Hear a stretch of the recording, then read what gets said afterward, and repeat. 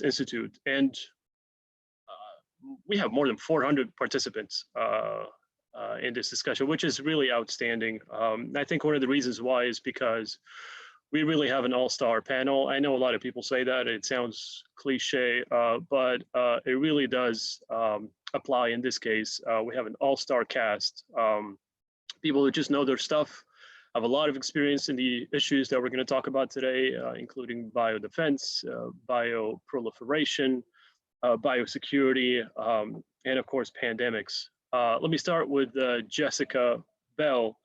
Jessica is with the Nuclear Threat Initiative, or NTI.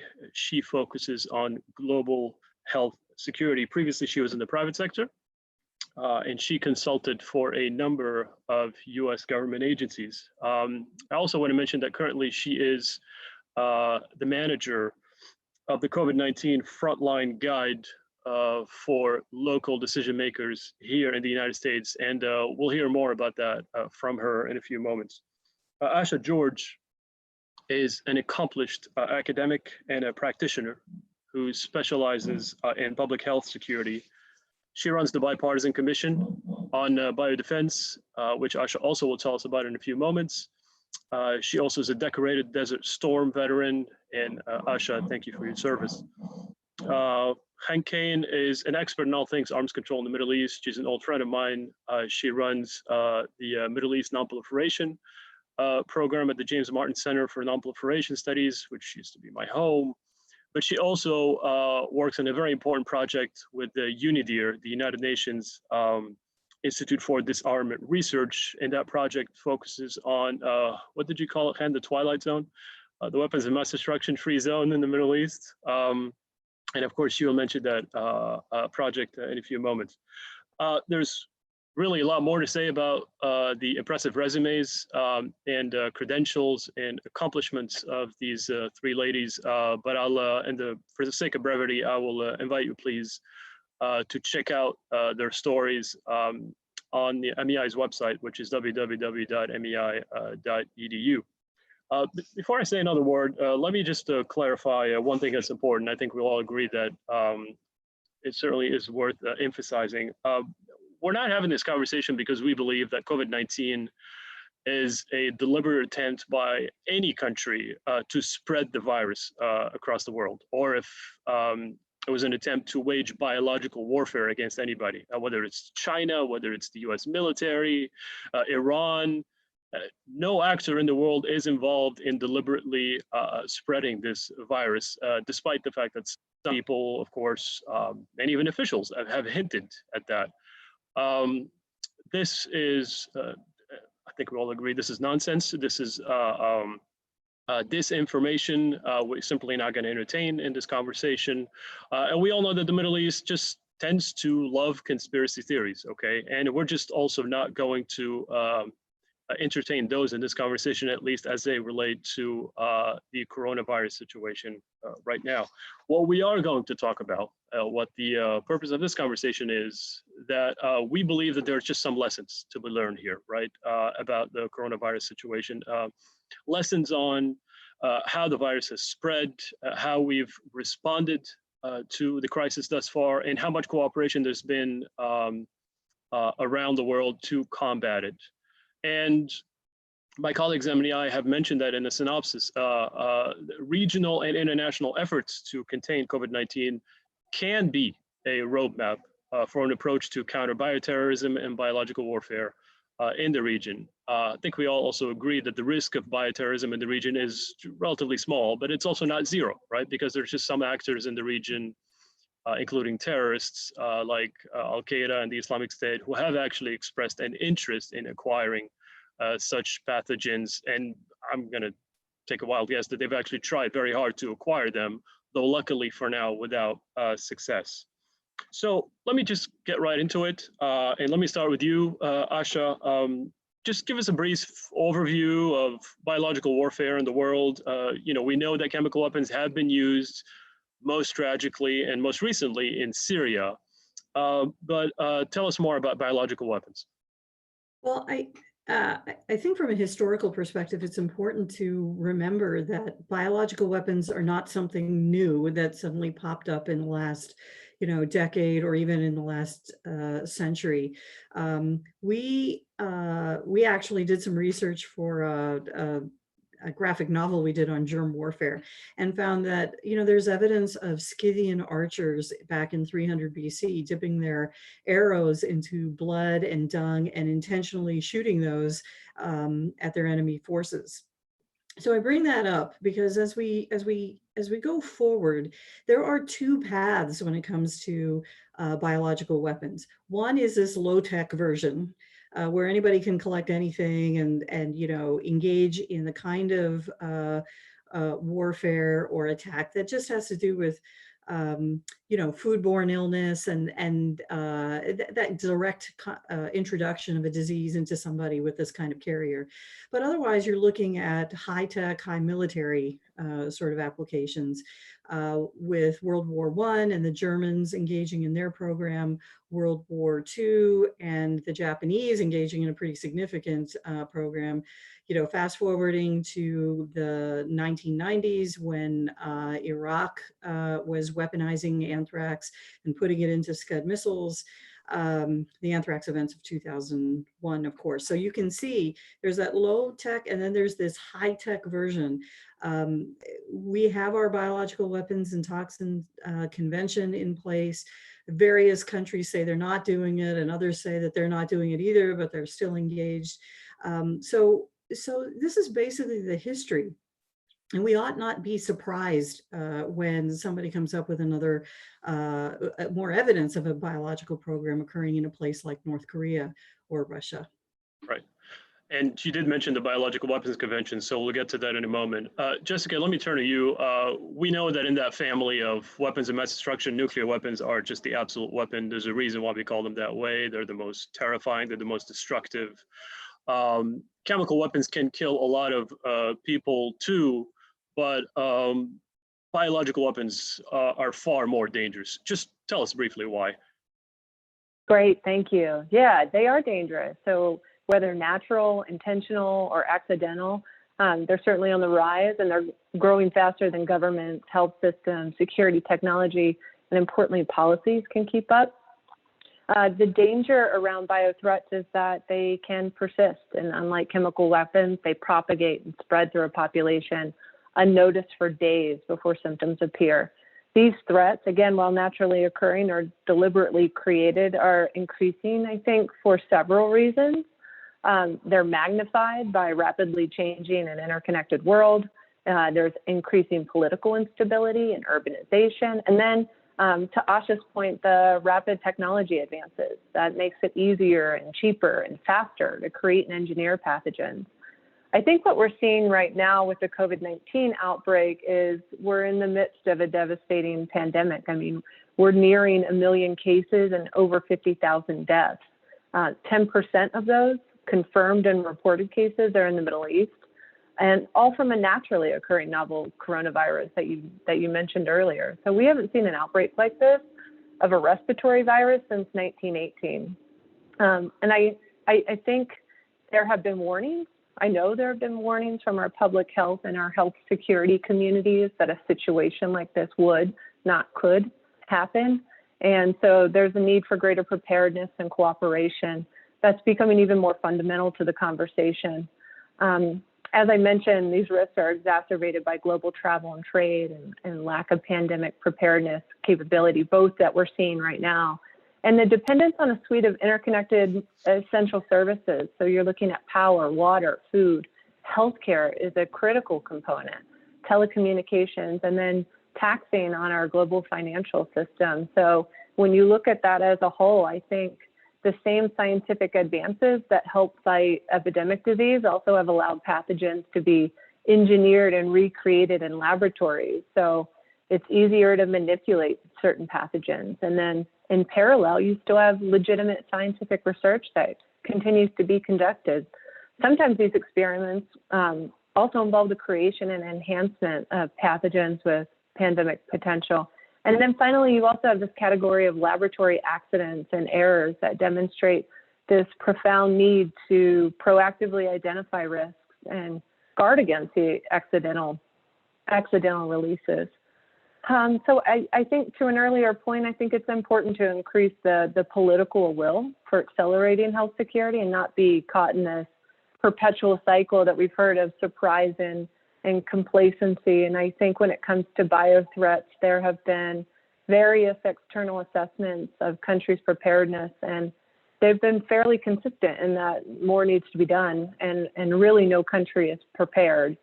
So I think what we're seeing right now is there's an opportunity for countries to show national leadership and regions to increase cooperation. Right, that's excellent. Chen, I think Asha has already alluded to it, but I mean, to my knowledge, to your knowledge, there hasn't been any use of biological weapons throughout the history of the Middle East. But just give us your own assessment of the likely risks of some of these bad actors, whether it's the Islamic State or al-Qaeda, having access to these weapons and using them. How do you also see, you know, the biosafety measures and biosecurity measures in the region? Thank you, Bilal and MEI for organizing this very timely event, obviously. And when we speak about the threat in the region, let me go through three different kinds: bioweapons, by state, bioterrorism, or the use of aspect of that as for terrorism, as well as pandemic. And those are the three levels of threats that we really witness in the region, and as well as dealt with them for over many years. As Asha said, this is really not a new threat. On the biological weapons side, so at least one country in the region had very extensive biological weapons stockpiles and weapons, and that's Iraq. And started from 1973 until 1991, and following the Gulf War, because of the establishment of UNSCOM, the United States Special Commission inspection team, that revealed the program and verify it and then dismantle it. But Iraq, during that process of dismantlement, admitted that they had weaponized a biological weapon agent in warhead, bombs, airdrop, tanks, and aerosol generators. And I'm saying all of that in the sense of they really explore many areas of how this weapon can be used. Other countries in the region also are suspected or speculated to have biological weapons. And those countries are including Iran, Syria, Libya, Egypt, and Saudi Arabia. But again, I'm saying speculation because we really don't have evidence for those. So I will not go beyond this title of speculation or assumption. There is also, though, measures to address biological weapon, and I think Asha already mentioned the Biological Weapon Convention. In the region, most countries are part of it, of the Biological Weapon Convention, and the convention practically said that it prohibits the transfer or of developing or assisting others from acquiring biological weapon. And there are countries in the region that most of them are party to this treaty, but some of them are signed and not ratify, which is Egypt, Somalia, and Syria. And then another three didn't ratify or sign, which is Comoros, Djibouti, and Israel. So participation, even in the international global level of measures, are lacking. And there have been many efforts by the UN, by the EU, and others to get those countries to sign and ratify, but with no success so far. Okay. But just for the general audience, so just tell us the difference between signature and ratification, because obviously it's a big distinction. So signature means that you're not legally obligated by the rule of the treaty, but you politically committed not to violate it. Okay. No, but ratification is already the legal requirement that actually you are, as a country, also legally required to obey by the treaty. Right. I think a ratification in our context, like when we have to go to the Senate to ratify a certain arms control treaty, right? And at that point, it becomes legally binding. Okay. Was there anything else you wanted to add before I move on to Jessica? You just asked about bioterrorism. So if we want to cover that part, so practically, as you mentioned, I think al-Qaeda did so to acquire a biological weapon. And ISIS, we had several evidence that we found that they were interested or plotted to have to try to exercise biological weapon attack in different countries in the region. Okay. Jessica, Hennis talked about the Middle East not being in perfect standing as far as the BWC, but also not in horrible standing, right, compared to others. But just very briefly, because it's such an important regime or construct to try to stem the proliferation of biological weapons, tell us what are some of the main challenges dogging this organization now, at least globally speaking? Great. Yeah. So I'll go back to a report that the Nuclear Threat Initiative put out in October of 2019. So we developed the Global Health Security Index in partnership with the Johns Hopkins Center for Health Security. And in doing that, we looked at 195 countries, and it essentially was a comprehensive assessment and benchmarking of health security. I raised that because a component of that index was focused on the Biological Toxins and Weapons Convention. And so our index relied entirely on open source information, so data that a country had published on its own or reported or been reported to by an international entity.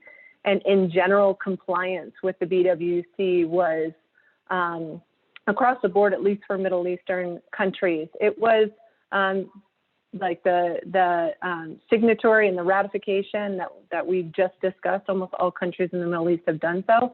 But the challenges here is that with compliance reporting, the main issue is that it's not necessarily mandatory. It's not universally done by states party, and the quality varies across the reporting. So confidence building measures are great, and it's a measure of transparency, but it varies across the board. I would also say that there's a lot of conversation going on around confidence building measures and whether they should be required or universally implemented, or whether having training and assistance with completing those confidence building measures is more beneficial to the group writ large. Okay, Asha, let's go back. Asha, let's go back to COVID-19. Okay, and if you could just describe to us briefly the current international cooperation and what could you tell us about also biological threats and proliferation as we assess that kind of cooperation? Well, I mean, I think we're all very aware of what's happening in terms of individual countries trying to address COVID-19. I refer to this as the pell-mell phase of pandemic response or epidemic response. Everybody's just sort of tripping all over themselves, trying to get to a vaccine, trying to contain spread, and so forth. It's very disorganized, and during any kind of response to anything, when the more disorganized you are, the more resources you draw down, the more inefficient you are. So this has direct implications then for the ability of a country to coordinate, collaborate with anybody else. If you're just constantly taken up trying to respond and never look outside to see what else somebody else may be doing, how else you could coordinate, how you could take advantage of their science, then you kind of have what we have right now, which we're seeing everywhere, including here, in the United States. But there's this strain, obviously, that's being put on the healthcare and public health critical infrastructure sector here in the United States and elsewhere. When you have that, obviously, you begin to see the vulnerability that's usually there, but that many of us ignore because we experience high levels of health anyhow in countries that have good healthcare and a public health infrastructure or some reasonable amount of that. So we have to be concerned, because when it comes to proliferation, people don't proliferate weapons just for the sake of it. People decide to produce a weapon and then proliferate it because they view a weakness, a vulnerability on the part of some other country or some other region, and they're looking to exploit that.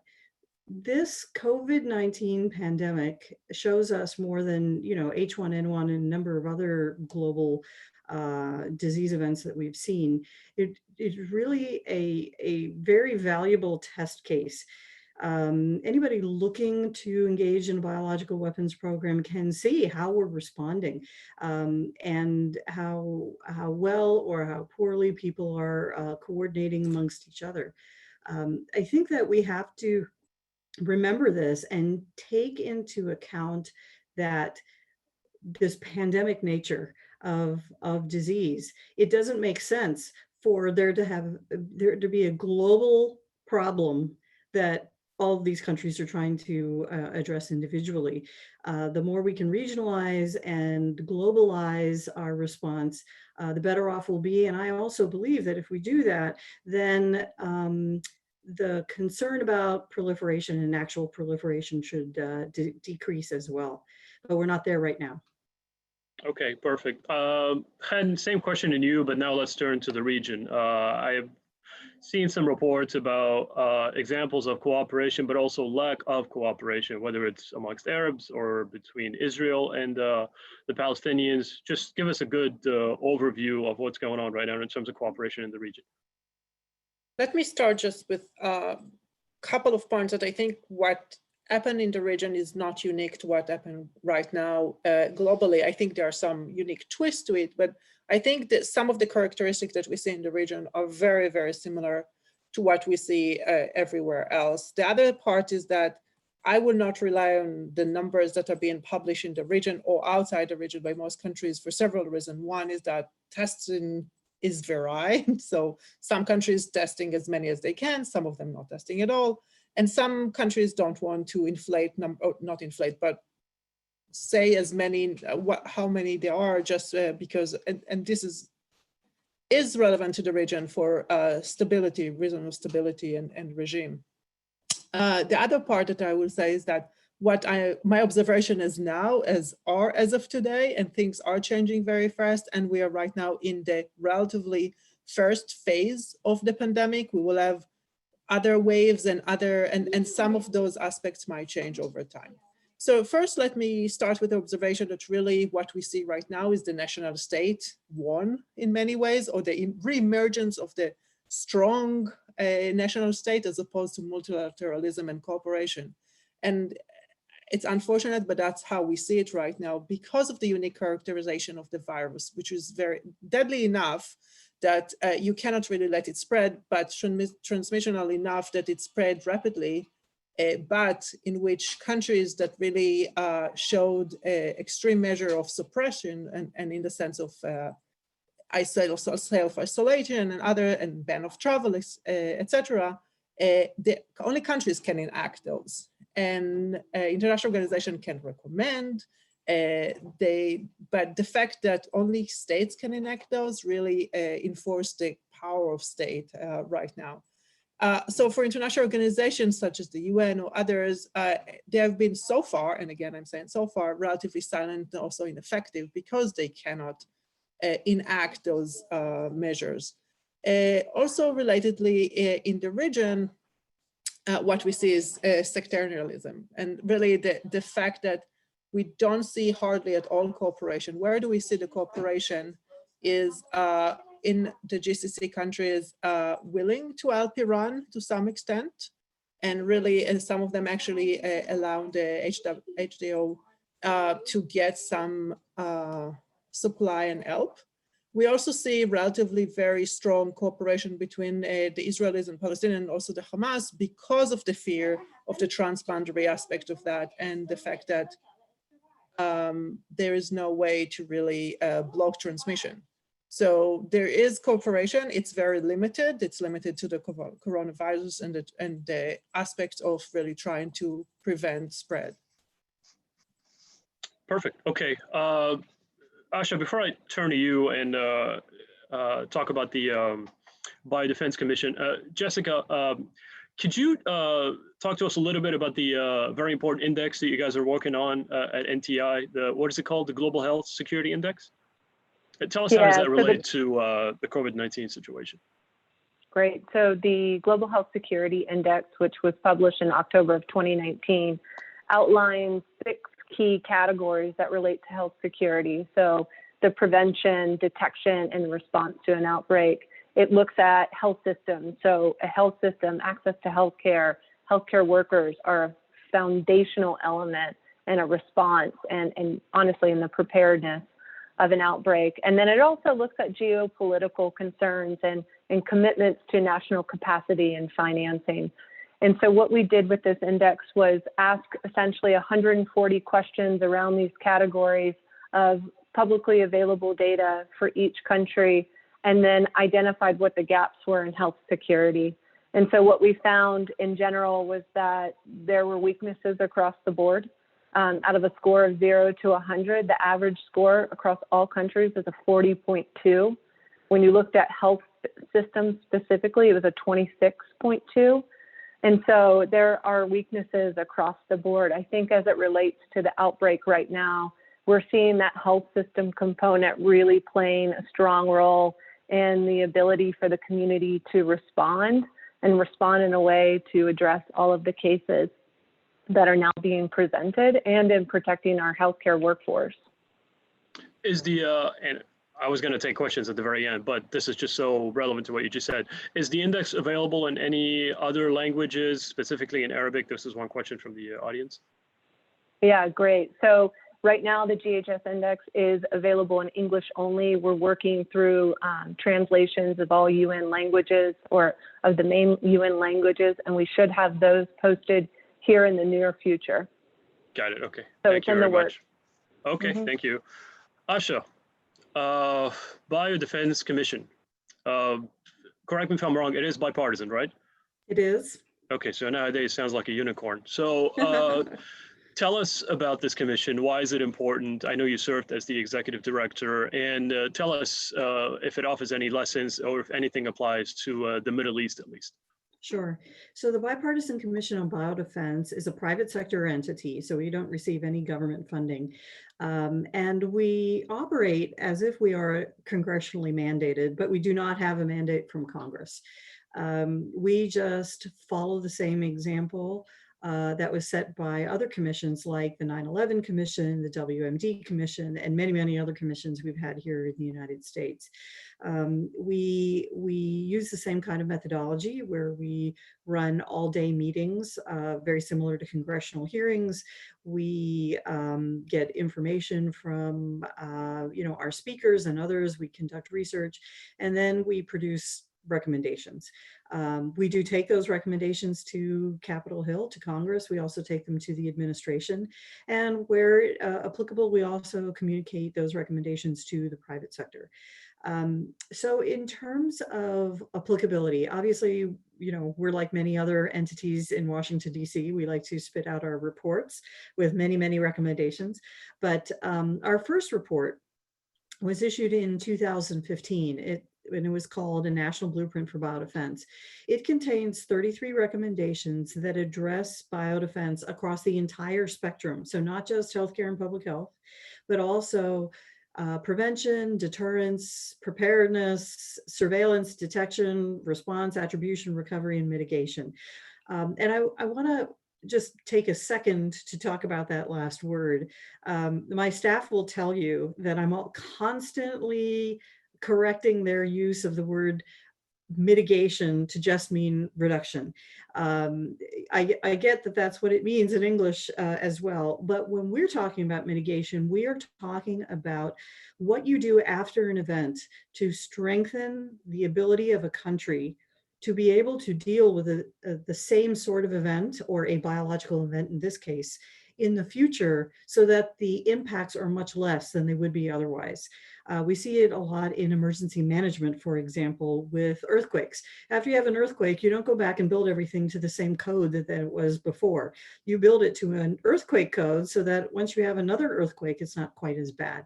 This is the same with us. So that little lecture aside, in terms of applicability of our recommendations to other countries, our recommendations are certainly applicable elsewhere. But I think that when you look at our reports, what you'll see is a focus on the United States.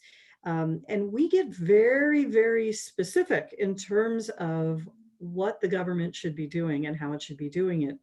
So if somebody from another country picks up one of our reports, they're going to see, for example, that we recommended, our top recommendation was that the Vice President of the United States be put in charge of the biodefense enterprise. Why? Because we have so many departments and agencies that are involved. It's a whole of government kind of thing. And one department, in this case, the Department of Health and Human Services, cannot tell all the other departments what to do, and it becomes a big mess. And you need somebody at a high level that is empowered by the president to gather everybody up and force everybody to go in a particular direction. That is certainly a recommendation in spirit that can be applied elsewhere, but not everybody has a president and a vice president. They have prime ministers and other forms of government. Similarly, we recommended an interagency coordination committee. We recommended the National Biodefense Strategy. We also recommend that each country, our country, understand how much money it's spending and on what when it comes to biodefense. All of those and our other, 29 recommendations are applicable, but you'd have to take them and tailor them to each country, and don't focus entirely, just as we don't focus entirely on just the healthcare and the public health system. There's so much more to it, as we're seeing right now with the intelligence community, with the defense community, and so forth. It's just a question of taking what we have done for the United States and applying it in a specific, environment with another country or region. Got it. Okay, thank you. Jessica, a good bit has been said about the BWC. It is probably the most important construct regime to stem the proliferation of biological weapons, but is there anything else that we're missing here in this conversation, US or global mechanisms, approaches that could also help in that regard? Yeah, so I think even under the BWC, there are opportunities there to gain greater awareness and transparency across the board. I think one idea that seems to be getting traction is a more formal and funded mechanism for getting advice about science and technology developments relevant to the BWC. State parties have put forward various proposals about a science and technology advisory body or group. It's a similar model to the Chemical Weapons Convention, and there's a potential chance that they'd be able to reach arrangement on that agreement, perhaps in the coming years. I also think that as far as having a mechanism for investigating the source of a biological event, so when the international community is unsure whether something is naturally caused or accidentally released or even a deliberate event, it'd be nice to have something that's perhaps one step below a full-blown UN Secretary General mechanism for investigation, but also as expansive from than the World Health Organization public health investigation. So having something like a joint assessment mechanism under that paradigm could be helpful. And then lastly, I think outside of the BWC, and I think this is something that we're seeing play out now, is that communication and that political leadership. So having larger, whether it be regional organizations or even more global, take a stronger stance as it relates to biothreats. I think that's critical. We've seen recently Saudi Arabia is the president of the G20 for 2020, and we saw a statement come out recently and a commitment towards addressing biological threats. And the current environment with COVID-19, and I think that's going to play a critical role not only in the rapid response, like from a financing perspective of response to COVID-19, but also for longer term preparedness, which is so key to having these fundamental underlying systems that allow for better preparedness. Right. I hate to miss this question because it's just so relevant to what you just said, but one of the audience members says, could you just tell us very briefly, what are the main, like one or two successes and failures or flaws in the BWC? I mean, I suspect I know what the flaws are, but can you just tell us very briefly, if you were to brief, say, the president of the United States and tell him, here's what I really like about the BWC, and here's what's sort of more like a liability or vulnerability, what would those be? Just one or two. Yeah, I think one of the biggest criticisms is that enforcement piece. Right. So unlike other conventions, like having the teeth actually enforcing something and then bringing to bear actual actions following on that. I'd say that's the biggest criticism. Okay, and this is something that you've studied for quite a while throughout your career, and you've promoted a good bit in writing and in speeches, which is this idea or concept of a weapons of mass destruction free zone. You're also working on that project with UNIDIR. Okay, maybe it won't happen in my lifetime, maybe not in yours, maybe not in anybody's on this panel, but is there a more realistic opportunity here for at least, I mean, at one point we were also talking about just a chemical weapons free zone, but since we're talking about bio today, is there an opportunity, is there some kind of momentum for at least creating that part of the concept, or is still we're too far from that, it's still a pipe dream? But for the audience in general, just tell us more about, when did this idea originate, who took ownership of its leadership, and now at what stage are we in that process? So the Middle East weapon of mass destruction free zone is an idea that practically is around for yet again many, many years, since practically 1974. It started with initiative both with Iran and Egypt. It started actually as a nuclear weapon free zone. And then in the 90s, because of the discovery of the Iraqi biological and chemical, beside of the nuclear weapons program, it was expanded by President Mubarak of Egypt from only nuclear weapon free zone to a weapon of mass destruction free zone, as well as ballistic missiles or means of deliveries. So it's really all-encompassing initiative, and it really speaks about the concerns of countries in the region about proliferation in the region. But as I mentioned, while it is a very long idea in the making, progress, and as you mentioned, Bilal, as well, has not been much. And the main reason for this lack of progress is the strategic and regional realities that continue to really impede even speaking about it in a dialogue and in negotiations. There is right now a process that started at the UN, but which most countries in the region are participating. Israel is not participating in that process. They also, there is, if I'm looking realistically, which aspect can be expanded on when we speak about all those kinds of weapons of mass destruction in the region, actually, biological weapons in many times was considered the low-hanging fruits, actually, because there is some agreement in the region, there is some consensus in the region, both about the threat, as well as the limited military utility of biological weapons. And there is also huge understanding about the threat posed by non-state acquisition of such a weapon, as well as the potential use of it. So there is also some cooperation on biosecurity and biosafety and pandemic prevention and monitoring. So actually the bio aspects, and not only bioweapon, but also biosecurity and biosafety, actually are relatively the easier part to build upon if we want to really look on this big dream of weapon of mass destruction free zone in the Middle East, and how we can think about how we can operationalize it. And when we speak about how we can operationalize it, and we speak only in the biological weapon aspects, there are 4 pillars that we will have to think about in the region, in the regional context.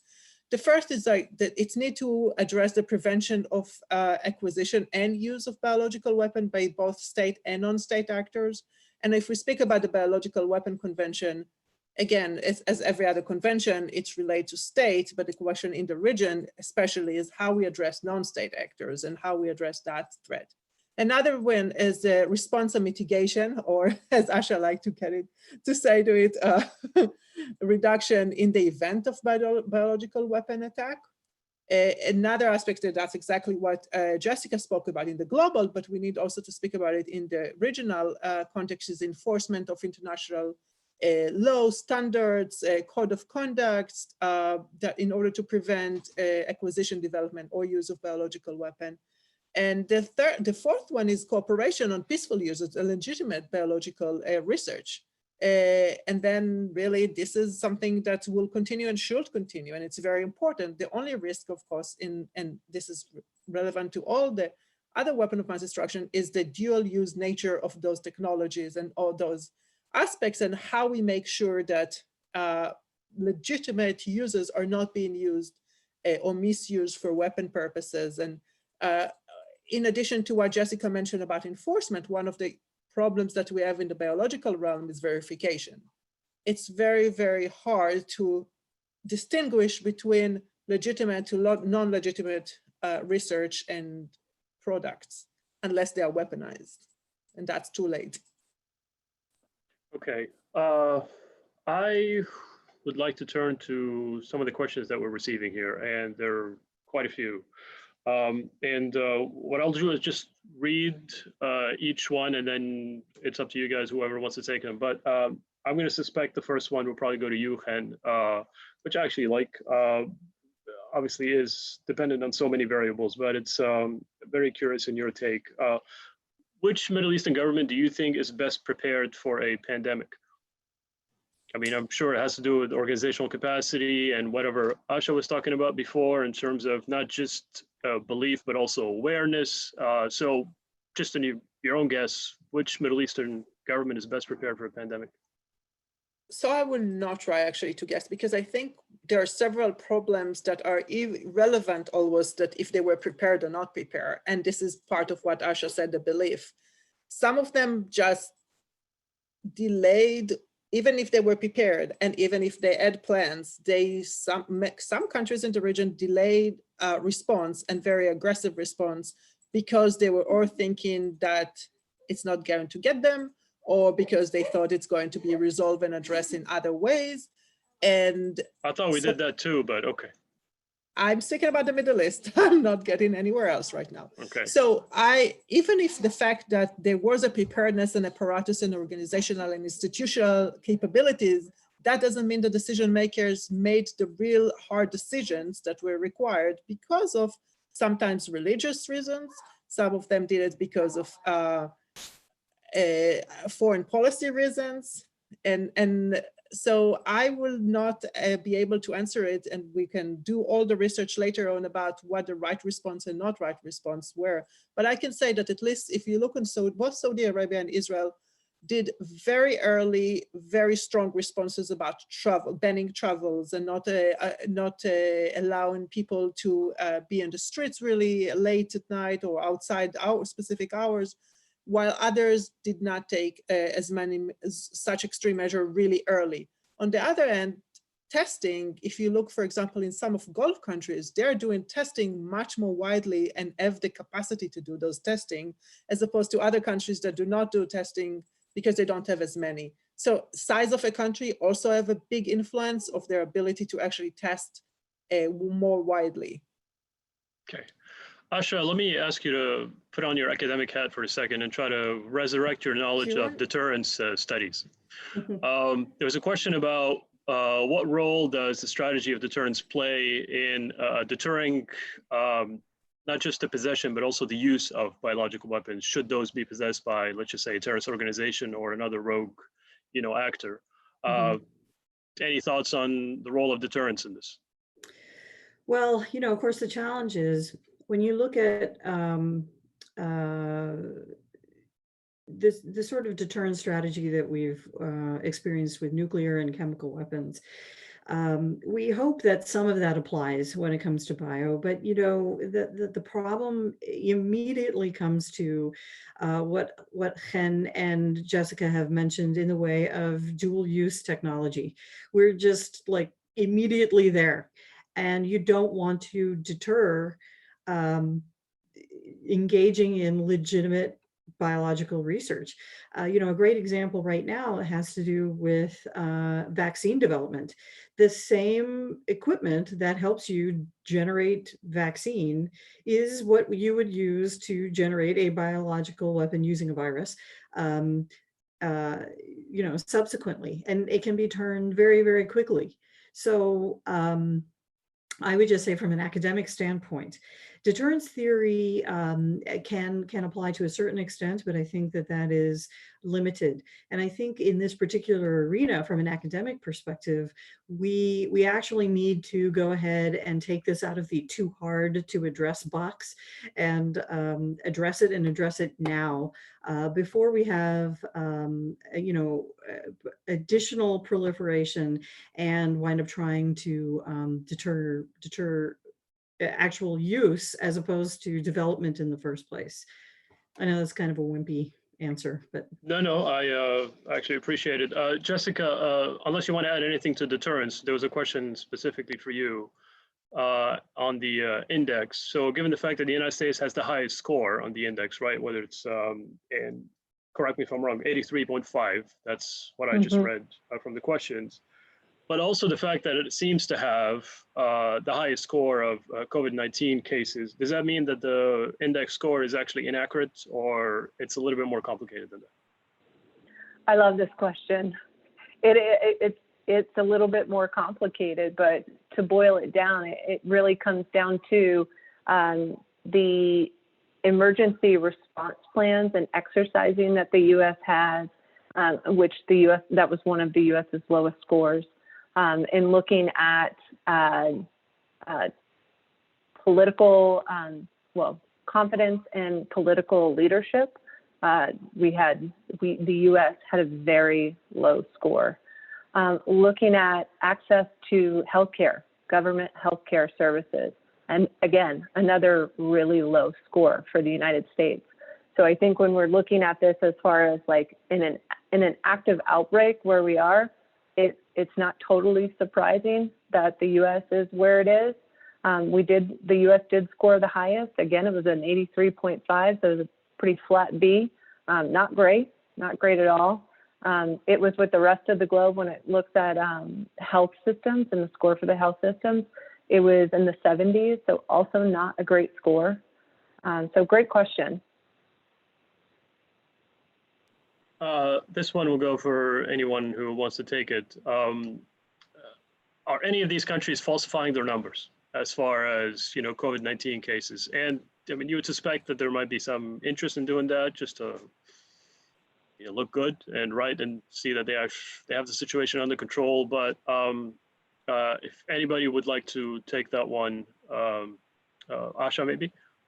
well, I don't know that we could prove that anybody is intentionally misreporting. And on top of that, as was mentioned earlier, we have a reporting problem anyway, even if you want to be totally honest and So I guess that's a better question. Like, do we have any mechanisms to certify or to verify whether countries are actually falsifying their numbers? I mean, we just don't. We don't have access, right? We don't have access, but I think that we're all analysts, and we should be drawing upon a lot of different sources of information and not just one, which would be, a country's report of cases and deaths to the WHO. If a country is, for example, reporting, whatever they're reporting, but at the same time, the press is showing and people are talking about the huge numbers of people who are dying and morgue facilities being, put up temporarily. And you're looking at that and you can see, you're talking about hundreds and hundreds of maybe thousands of people are dying. But at the same time, the country is reporting something that does not seem to fit with that. Then there's something probably intentional going on there. But even then, it's difficult to talk about, what the motivation is. I mean, do any of us really care if China is underreporting cases? It's still reporting a huge number of cases, and we're sort of taken up with what's happening here in the United States anyway. It would be nice if in a perfect world, everybody was reporting perfectly, just because it would help everybody else to manage this disease and its spread, and we could understand it better. But otherwise, I think this is the imperfect nature of pandemic reporting. I mean, I'm just thinking about this, like beyond international sympathy, but wouldn't you be motivated to report more accurately because you might be receiving more international assistance and attention? I think it depends on the culture. you know, Right. the culture of the of the country, the trust that they have in international assistance anyway, and their ability to see what's happening. It's not like, you know, I'm not aware of any country that has so many extra resources available to send anywhere else anyhow. Right. But I really do think it comes down to culture, and it comes down to, you know, perhaps even larger socio-political Right. considerations Right. that we're not aware of. Yeah, let me tie the issue of culture and to just the overall system of governance, right? So, for example, take the example of Syria, where hundreds of cases and thousands of cases were being reported in the neighborhood of Syria, whether it's Lebanon, Jordan, other places. And all of a sudden, Syria would announce that, haha, we have the first single case of coronavirus in the country. I'm going to take a wild guess that your confidence level in the reporting of the Syrian regime is not very high, right? So, why would the Syrian regime do that? Is it inextricably tied to the level of democratization and, you know, as Asha was saying, the political culture of the country? What else is there to look at, to examine, to try to better understand a certain country's reporting and response to the crisis? So first of it is usually countries try to hide or not publish at least failures. And nobody wants to publish failure of entire health system and collapse of the entire health system, as well as ability to respond to something that you saw already coming for the last 2 months. So in countries that obviously the media is not as open, ability to report out from the country is not as easy by social media, this is where you will see less reporting on cases, and maybe also countries, the regime itself trying to hide numbers, or at least not reveal all the information they have. But in countries like Yemen, like Syria, like several other in the region, they're in the midst of a civil war. People are dying anyhow. So the ability to distinguish what and the reason people exactly died from in a system that already, the government already is in a collapse situation, in a country that the ability to monitor, to report is already bad. I would not even put it as a onus on them. I would not expect them even to do it, just because I think they're incapable with other they're dealing with other priorities, as well as the level of public health. It is such a dear situation that who is going to report and to whom? Right. Right. Unless you have other thoughts on this, Jessica, there was a question also about the BWC. I know that we mentioned what roles and responsibilities the BWC plays that could be relevant to the current situation, but is there any specific legal role that the organization now is currently playing, or you would like it to play with regard to COVID-19? That was one of the questions. So I think, just given that this is a naturally occurring virus, it wasn't deliberately created. And in fact, just recently there were reports that have been written in Nature outlining why, like the justification or rationale rather, as to why it is naturally occurring. So I think the BWC's role there isn't as direct. It's more of like an observation as far as outcome and response, rather than a direct role to play. Would you prefer that it would broaden the mandate, or at that point, no, it becomes less and less relevant? That's a good sorry to put you on question. the spot. Yeah, I think the World Health Organization's role as it relates to the response to an epidemic or a pandemic is strong. I think when you look at any organization, whether it's the WHO or it's the BWC, the issue is on resource constraints. And so where we are right now, there is no one organization that's able to address this as expeditiously as we would like them to do. So as far as broadening the principles by which the BWC looks at an outbreak, I don't know if it would. I almost think it would probably complicate the situation rather than be a solution. Got it. Okay. This is less of a question, more like statement of fact, I guess. During the Iran-Iraq War, there were uses of sort of World War I, like, mustard gas and anthrax.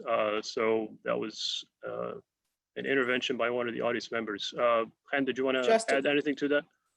Yeah, so I think the reference is the use of chemical weapon during the Iran-Iraq War, and the fact that Iraq or Saddam Hussein used chemical weapons against Iran, as well as against his own citizen, the Kurdish population in Halabja.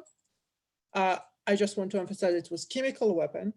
There were some rumors of biological weapon use as well, but those were never confirmed. So I'm just putting it out there as in the sense that they were not confirmed. In fact, there was some investigation that could not confirm them. So I will not, but it's easy to not distinguish between chemical and biological weapon. In that case, it was chemical weapon. Got it. Okay. Let me throw a grenade here, which is a very interesting question, but I have no clue how to answer myself. So whoever wants to take it. What is the potential threat of a biological attack instituted by cyber attack? So basically triggered through cyber means. Anybody? Well, I think that these two things are certainly tied. Our commission thinks that, well, perhaps not tied, but there's certainly an interaction between cyber and bio. It depends on what cyber aspect we're talking about, but already WHO has reported many attempts to hack their data systems already. And certainly in our country, we've seen cyber attacks on hospitals and healthcare insurance companies looking, actually basically just to access data.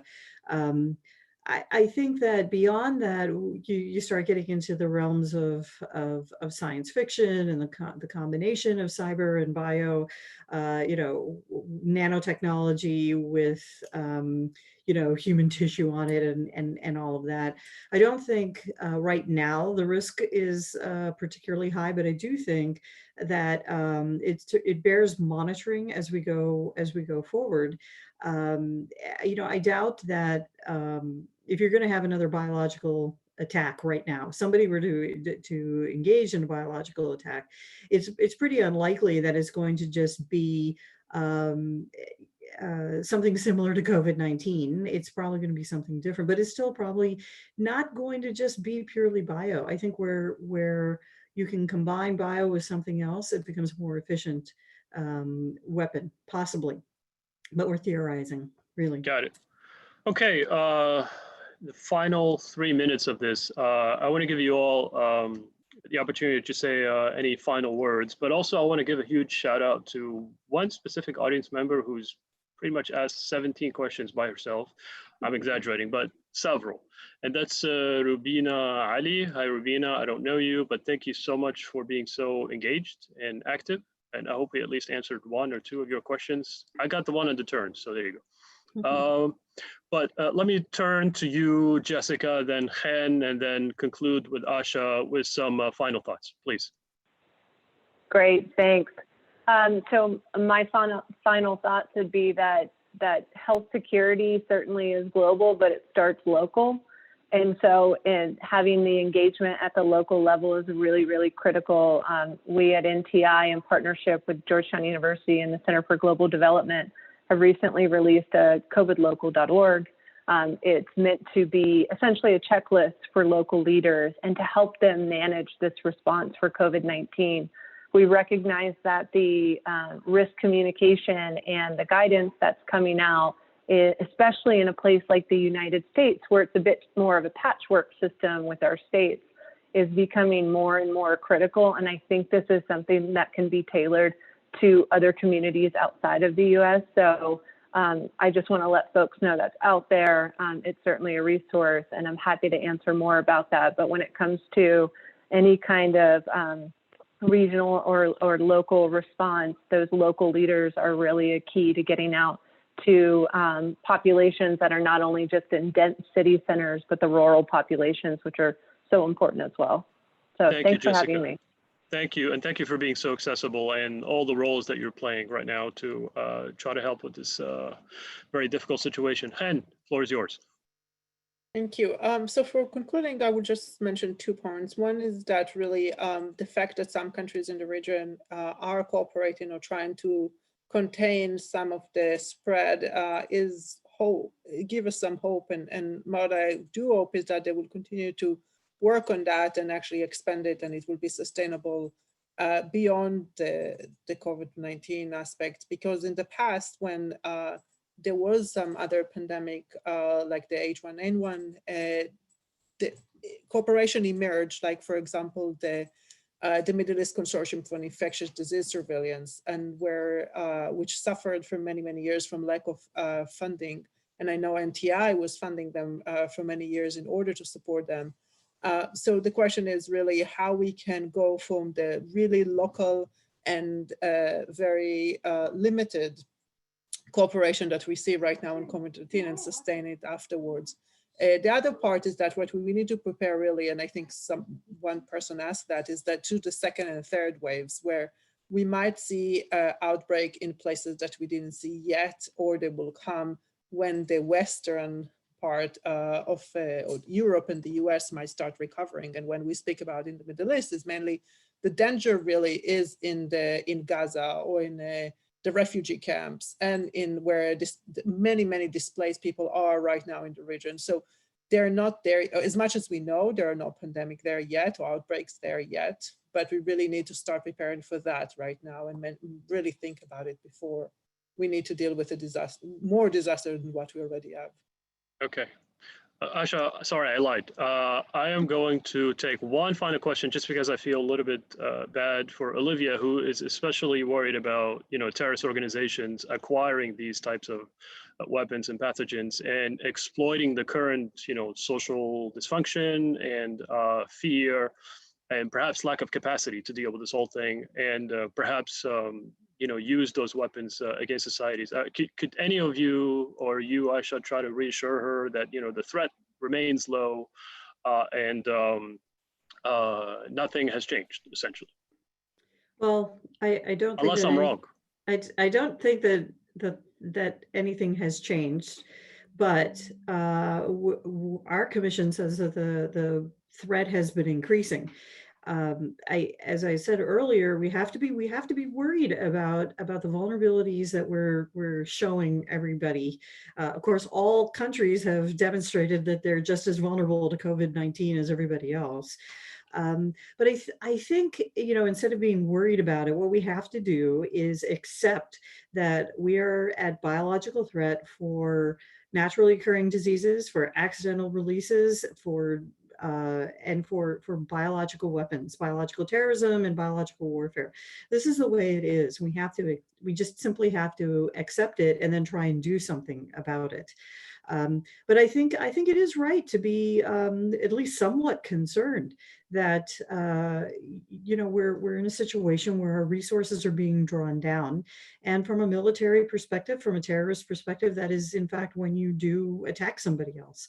We have to have our guard up while simultaneously trying to respond. Right. Any final thoughts, Asha?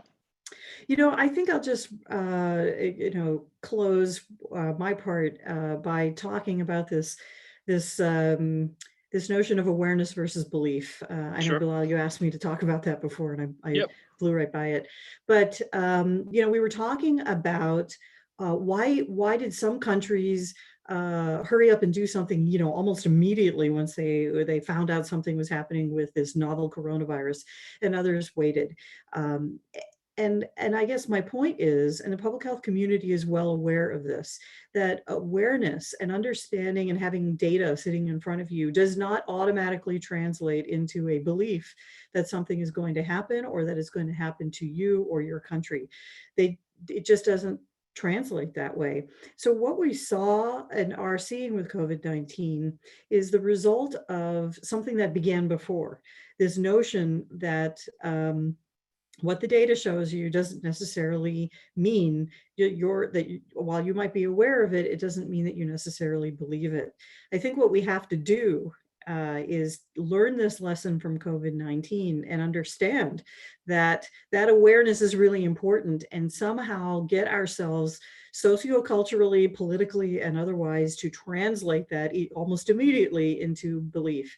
Because it would be better to incorrectly believe that a disease was going to affect you and your country, and then sort of stand down from your, your tension to be ready for it, than to have the opposite, which is what many countries have suffered from. Not believing that that would be the case, and hanging out and waiting to see whether something will actually happen to them, and then suddenly having to scramble to respond. We don't have to do it that way. We should be able to, at this point in human history, take that data and say, okay, these are the implications, and this is what we believe right now, so let's go ahead and take some action. That's so very well said. Thank you, Asha. I so appreciate your expertise, all three of you, and I'm so grateful for your contributions. These are difficult times, and just for you to lend us your time and your expertise, it's just really very, very grateful. MEI has a wealth of information about this situation as it pertains to the Middle East, at least, so I really encourage you all who have participated today to take a look at that wealth of information, and especially those who have participated with us today. And ask some really tough and interesting questions. Once again, thank you so much. Please stay in touch, be safe, and we'll see you again soon sometime. Bye-bye. Thank you.